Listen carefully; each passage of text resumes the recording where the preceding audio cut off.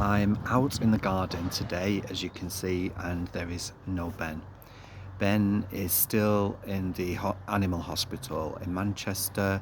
He's on a drip. He's now got a feeding peg in, so a feeding tube into his nose that will and down to give him the nutrients that he needs, because he's getting thinner and thinner as the days are passing by. They can't figure out what's going on. It's cloudy. His urine is cloudy, so that could indicate some infection there in the bladder. But it's one of those situations where we've just got to wait. The lovely vet phoned this morning, lovely lady. She phoned first thing this morning, and Ben, it was quite traumatic for Ben. He had to be put to sleep to have the he had to be put to given sedation to have all the things that he needed doing, because he's just that's Ben for you. He doesn't like being at the vets. So we're feeling a little sad, because he's there, and we want him here on his table behind me looking at the birds. And so we want him back in the garden and happy and running around the place, tearing the place up as usual. And we miss him very much. I thought about him last night. I woke up at one point in the night and I was half asleep, half awake. I was just drifting off back to sleep, and I could hear him meow a few times, and it was definitely Ben's meow. And it was one of those meows where he's excited to see us. He's like, dads, you know. And it was a few meows, so that was definitely him as well. It was coming from right next to me. So he was probably having a dream. He's probably dreaming, and he's somehow got that little message across to me, which happens with me. But there you go. It's a difficult time, because we the vet's wondering what's going on. It could be the infection. If there is an infection, if you've got a water infection, then yeah, of course he could potentially go off food. But if it's not that, then none of us know. We're none the wiser. So he's staying in again all day today, and probably overnight again. He's not going to be going home today. It's not probable, it is a fact. He's staying in. So Ben will be traumatized by this, because he's a Bengal and he loves us very much, and he's anyone that's got animals yourself, that it's not an easy thing for them to go through. They don't understand when you don't come and collect them at the end of the day. They're not understanding what's happening. They're thinking, are they staying there forever? And I hope he realizes that that's not the case. So I've been sending him lots of love and lots of thoughts throughout the evening.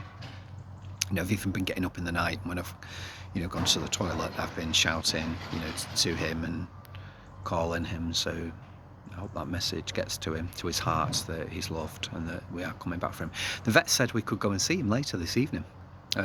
Not too late, but probably after tea time, and so that'll be nice. So we're going to be really excited about that. We're going to go and see him, and I just feel tired because obviously we're not sleeping very well, and not perhaps thinking very clearly at times as well, because we are very worried about him. He's our baby, and we care about him more than anything. So yeah, so things are not going great in that way, but at least they're going to repeat the ultrasound as well. When I mentioned the stomach, there was a possibility of something attached to his stomach, joined onto the stomach itself, and apparently it's actually written, so the vet said this morning, as a mass. They've actually written it's a mass attached to the stomach. Well, yesterday when they did the ultrasound at the Manchester Animal Hospital, they didn't find it, which is interesting. So they're going to repeat an ultrasound again today, so this afternoon probably, or maybe this morning, I don't know, and see how they go from there.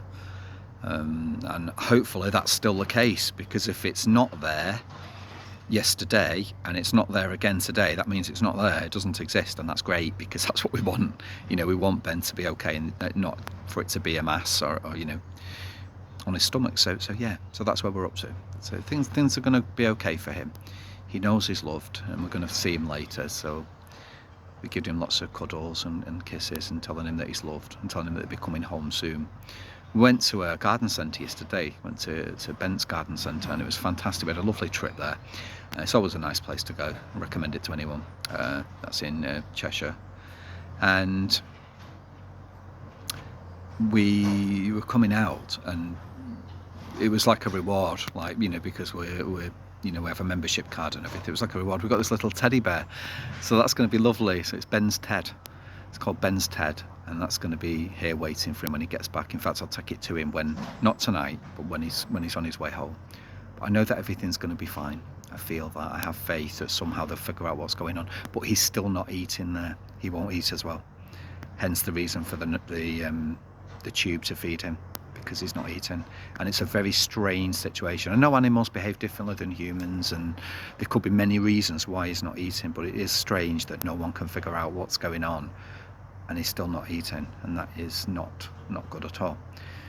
So at least this will give him some nutrients, and he's on a drip as well, so he's getting fluids as well, IV fluids, so that's great. He's on some antibiotics as well for the cloudy urine, just in case that is an infection.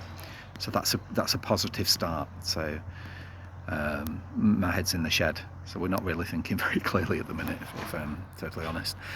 So there you go. So we'll keep you all posted. Thank you so much. Thank you.